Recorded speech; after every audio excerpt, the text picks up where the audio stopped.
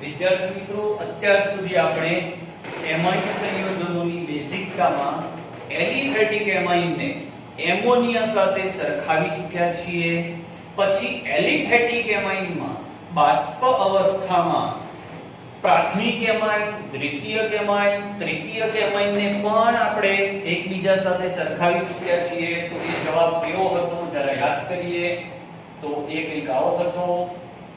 બાષ્પ અવસ્થામાં શું જવાબ હતો યાદ કરીશું. તૃતીયક એમાઇન, દ્વિતીયક એમાઇન અને પ્રાથમિક એમાઇન આ રીતનું હતું. ઓકે, બીજું આપણે એ શીખ્યા હતા કે એલિફેટિક એમાઇનની બેઝિકતા એમોનિયા કરતા વધુ છે. તો આજે આપણે ત્રીજો કોન્સેપ્ટ શીખવા જઈ રહ્યા છીએ એમાઇનની બેઝિકતામાં. એ છે કે એરોમેટિક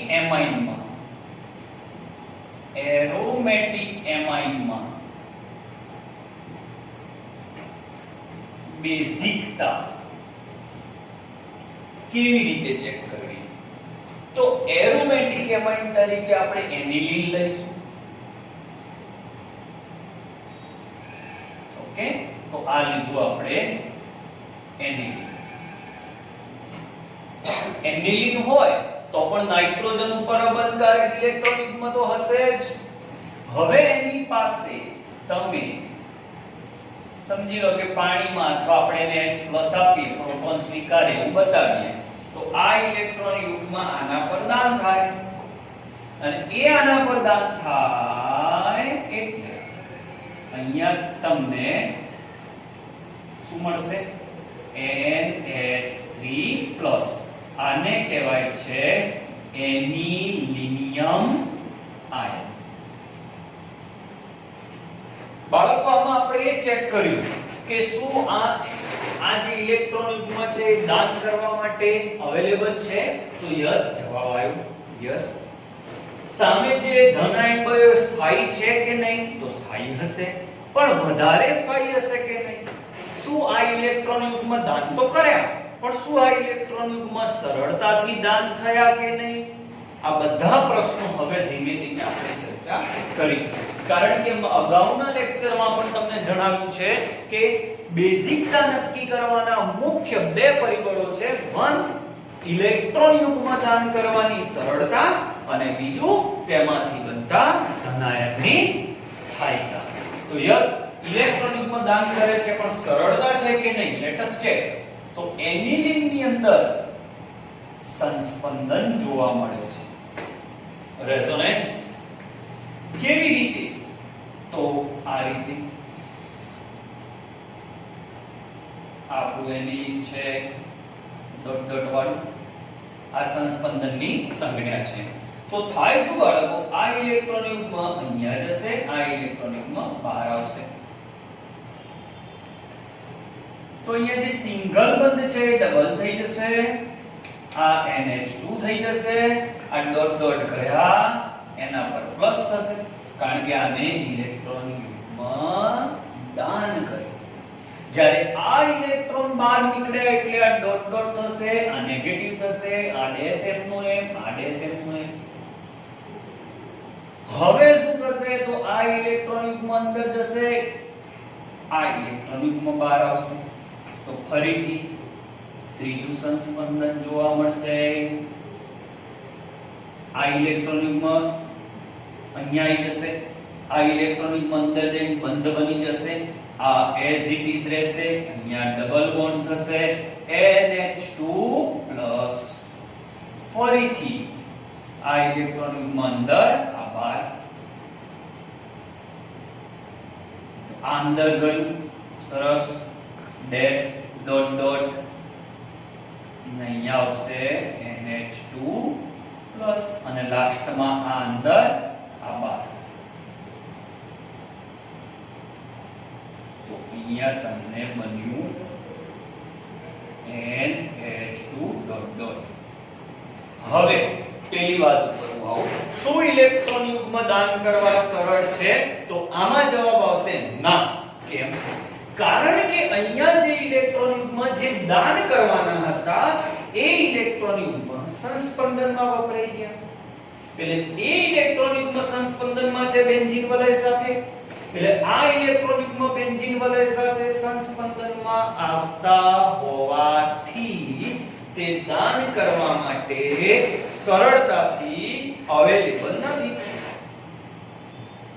એટલે જો ઇલેક્ટ્રોન દાન કરવાની સરળતા ઓછી થઈ ગઈ. બીજું, હું ના નથી પાડતો કે ઇલેક્ટ્રોન યુગ્મ દાન નહીં થાય. ઇલેક્ટ્રોન યુગ્મ દાન થશે, પણ જેટલી સરળતાથી આમાં થતો તો આમાં થાય એટલી સરળતાથી આમાં નહીં થાય. ઓકે, તો એક કોન્સેપ્ટ પૂરો થયો કે સંસ્પંદનના કારણે ઇલેક્ટ્રોન યુગ્મ દાન કરવા કેવા થઈ ગયા ભાઈ? મુશ્કેલ.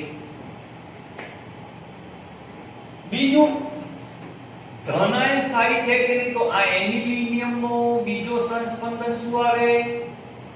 તો હવે આના ઉપર પ્લસ છે, એઝ ઇટ ઇઝ રહેશે. અને આ જે છે એને તમે આ રીતે પણ દોરી શકો. તો એનિલિનિયમમાં કેટલા સંસ્પંદન છે? તો એનિલિનિયમમાં માત્ર 2 સંસ્પંદન છે. એનિલિનિયમમાં 2 સંસ્પંદન, એનિલિનમાં 5 સંસ્પંદન. કયું સંસ્પંદન વધારે? તો 5 સંસ્પંદન હોવાથી આ સંસ્પંદનીય બંધારણો વધારે સ્થાયી છે, સંખ્યામાં પણ વધારે છે અને ઇલેક્ટ્રોન યુગ્મ વધુ કાર્બન પર વિસ્થાનીકૃત થયેલા છે. એટલે આ ધન આયનની સ્થાયીતા એનિલિન કરતા ઓછી છે. અને આ ધન આયન જો ઓછો સ્થાયી હોય તો એ રિવર્સ પ્રક્રિયા કરશે, એટલે એની બેઝિકતામાં ઘટાડો થશે. ફરી એકવાર, એનિલિન ઇલેક્ટ્રોન યુગ્મ દાન કરીને ધન આયન બનાવે છે, કોઈ ખોટું નહીં, સાચી વાત. પણ આના ઇલેક્ટ્રોન યુગ્મ દાન કરવાની સરળતા આના કરતા ઓછી છે.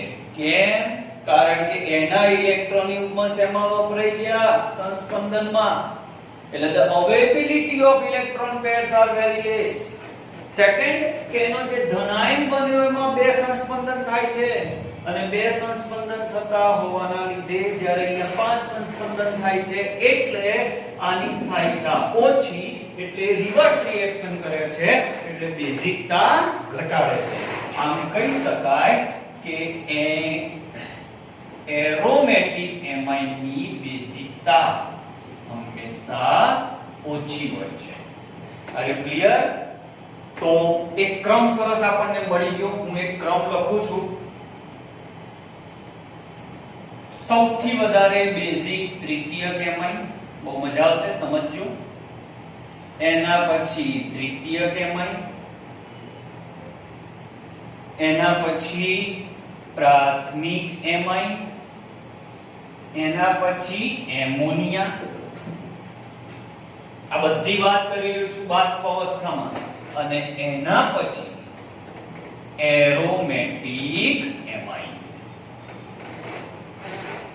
ઓકે, હવે આપણે એરોમેટિક એમાઇનમાં થોડા ચેન્જીસ કરીએ તો આપણને ખબર પડશે. તો હવે એરોમેટિક એમાઇનમાં જોઈએ, વિસ્થાપિત એરોમેટિક એમાઇનમાં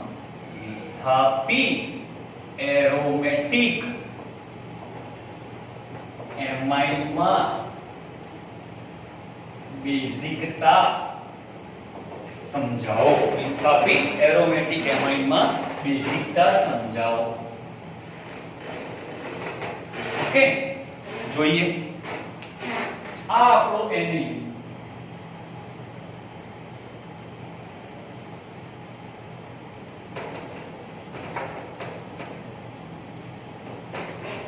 ઓકે, હવે હું આ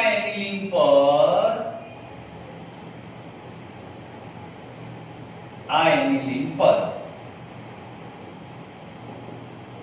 કોઈ પણ એક ધનાઈ અસર ધરાવતો સમૂહ આપે. કઈ અસર છે ભૈયા? CH3 methyl, ethyl, propyl, butyl, isobutyl, isopropyl, everything that contains carbon and hydrogen only, they are positive I effect. ધન I અસર.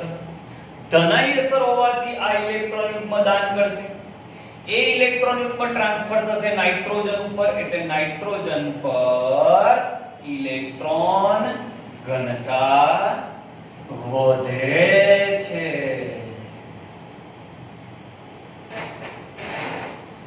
અને નાઇટ્રોજન પર ઇલેક્ટ્રોન ઘનતા વધવાના કારણે આના ઇલેક્ટ્રોન દાન કરવા સરળ આના કરતા, એટલે આના કરતા આની બેઝિકતા વધારે છે. ઓકે, હમણાં હું નીચે ક્રમ લખું છું એક્ઝેક્ટલી ક્લિયર સમજી લો.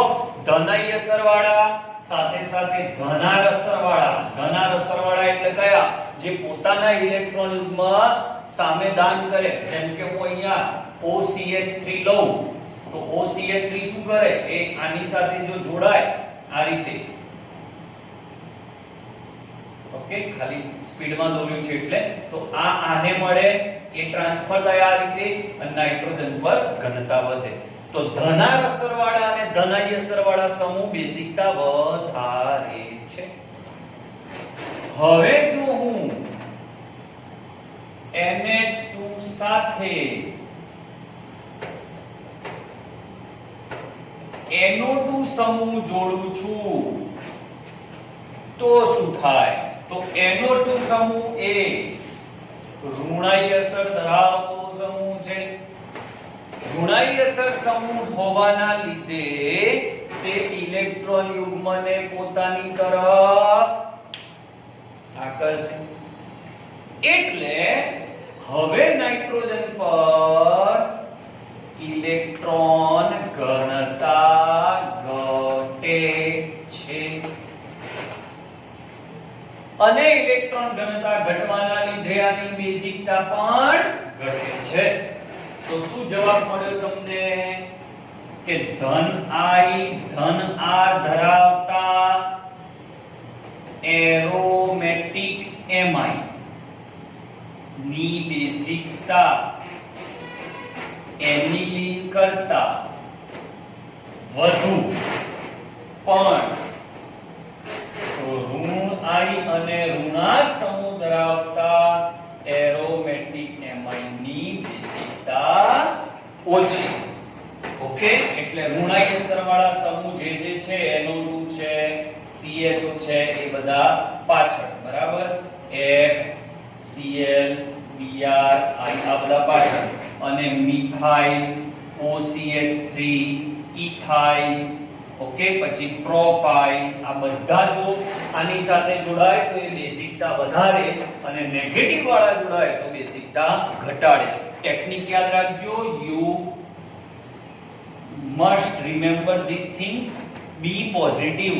Be positive. Be મતલબ બેઝિકતા, અને પોઝિટિવ એટલે ધન સંજ્ઞા. તો ધન સંજ્ઞા વાળા બધા બેઝિકતા વધારે અને ઋણ સંજ્ઞા વાળા બધા બેઝિકતા ઘટાડે. તો હવે આનો ક્રમ શું આવશે? તો તૃતીયક એમાઇન, તૃતીયક એમાઇન, દ્વિતીયક એમાઇન, પ્રાથમિક એમાઇન, એમોનિયા, એરોમેટિક એમાઇનમાં ધનાઈ ધનાર વાળા આગળ, પછી એનિલીન વચ્ચે, અને ઋણાઈ ઋણાર વાળા પાછળ. આ તમારો ગમે તેવો MCQ સોલ્વ કરશે. હવે મિત્રો, આને નીટ લેવલે, JEE લેવલે લઈ જવું હોય તો બીજા 1 કલાકનો લેક્ચર જોઈએ, પણ હાલ આપણે NCERT માં હોવાથી હું એ ડિટેલમાં નથી જતો કે જુદા જુદા સમૂહ જોડાય તો શું ક્રમ બદલાય કે ના બદલાય. હા, 100% બદલાય, પણ એની ચર્ચા આપણે JEE નીટના લેક્ચરમાં કરીશું, જે બોર્ડમાં પૂછાતું નથી.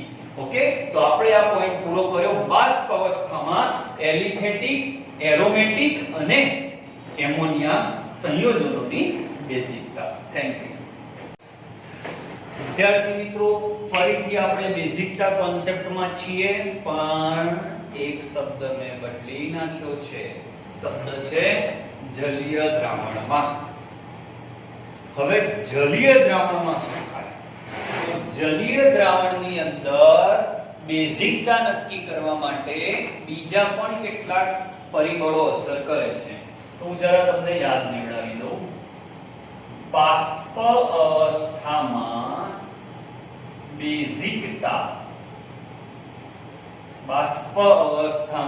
બેઝિકતા ચલે છે.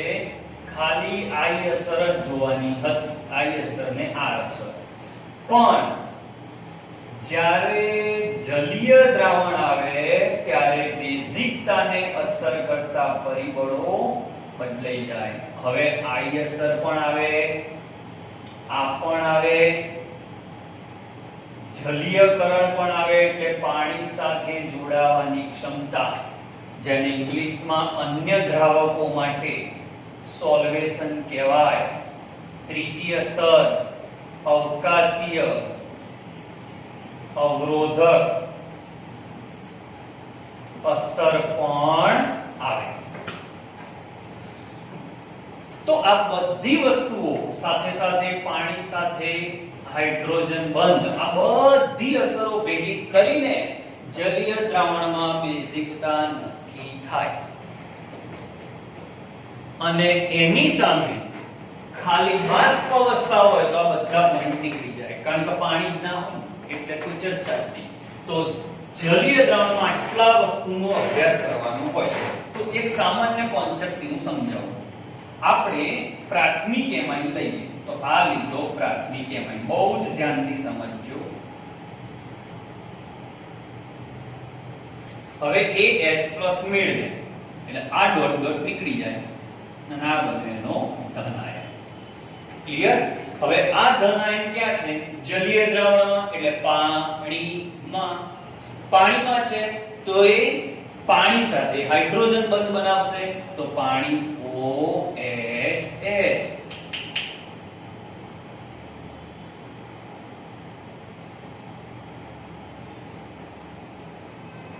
કેટલા હાઇડ્રોજન બંધ બનાવ્યા? 3. એટલે સોલ્વેશન વધારે થયું. શું કારણ સોલ્વેશન વધારે જવાનું? તો આનું કદ નાનું કહેવાય, કારણ કે એક જ R છે. કદ નાનું છે, સમજો, કદ નાનું છે. હવે હું દ્વિતીયક એમાઇન લઉં. ચલો યાદ કરો, દ્વિતીયક એમાઇનમાં શું હોય? N R, બે વાર R હોય અને એક H હોય.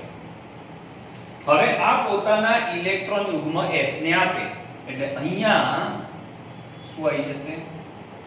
H નાના પર પ્લસ. આ પણ ધન આયન બન્યો, પણ આનું કદ વધારે હશે. કેમ? કારણ કે આમાં બે વખત R છે. R એટલે શું? કાર્બન અને હાઇડ્રોજન ધરાવતો ભાર. તો અહીંયા 3 H હતા, નાના નાના. અહીંયા 2 H છે અને એક H જે નાનો હતો એનું સ્થાન કોણે લઈ લીધું? આ. અહીંયા 3 નાના નાના H હતા, અહીંયા 2 નાના નાના H અને 2 R. કદ મોટું અને હાઇડ્રોજન બંધ બનવાની શક્યતા માત્ર 2 જ છે. હવે ત્રીજો પોઈન્ટ, જો હું તૃતીયક એમાઇન લઉં છું તો આ થયો તમારો તૃતીયક એમાઇન. હવે એ હાઇડ્રોજન સાથે જોડાય તો આ થયો ધન આયન. હવે તમારી પાસે એક જ H છે તો OH, એક જ હાઇડ્રોજન બંધ બને અને આમાં R ની સંખ્યા વધારે છે. જેમ R વધશે એટલે કદ સૌથી વધુ થયું. ઓકે, હવે મારી વાક્ય રચનાઓ સાંભળજો. જેમ જેમ કદ નાનું તેમ જલીયકરણ વધે અને જેમ જલીયકરણ વધારે તેમ બેઝિકતા વધારે, કારણ કે પાણી સાથે જેટલી પ્રક્રિયા કરશે એટલા વધારે ને વધારે તેમાંથી OH- ઉત્પન્ન થવાની શક્યતા છે. એટલા માટે એટલે જેટલું કદ નાનું તો આનું કદ સૌથી નાનું છે, આનું મધ્યમ અને આનું સૌથી વધારે. તો સૌથી વધારે કદનો ક્રમ ગોઠવું તો પ્રાથમિક નાનો, દ્વિતીયક મોટો, તૃતીયક સૌથી મોટો.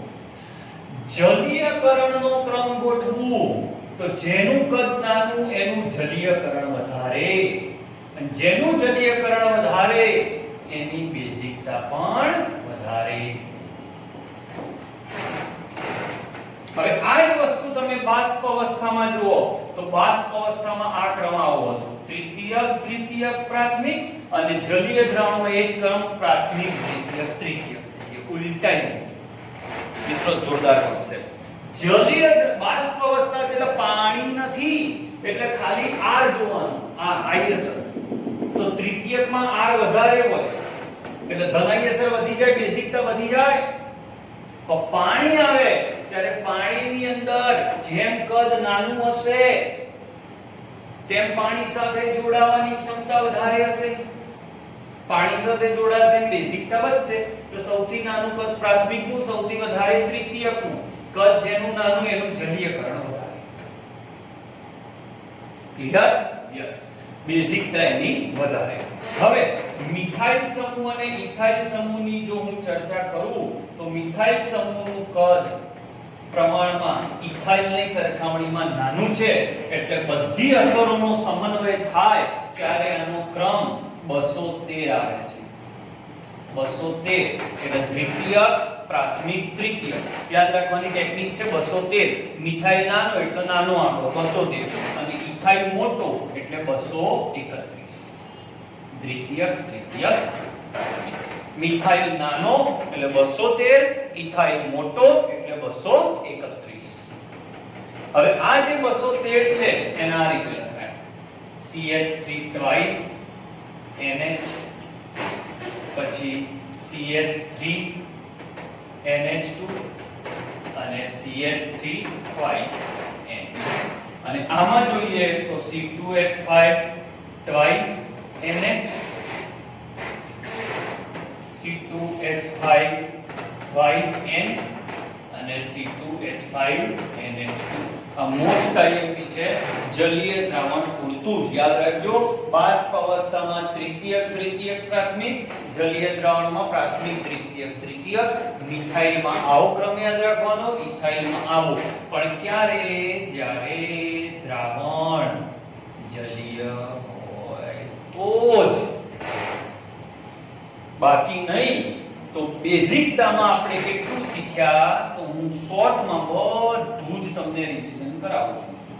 બેઝિકતા બે વસ્તુ પર આધાર રાખે, ઇલેક્ટ્રોન યુગ્મ દાન કરવાની સરળતા, બીજું ધનાયનની સ્થાયીતા, ત્રીજું ચલે છે ધનાયસર ધનારસર.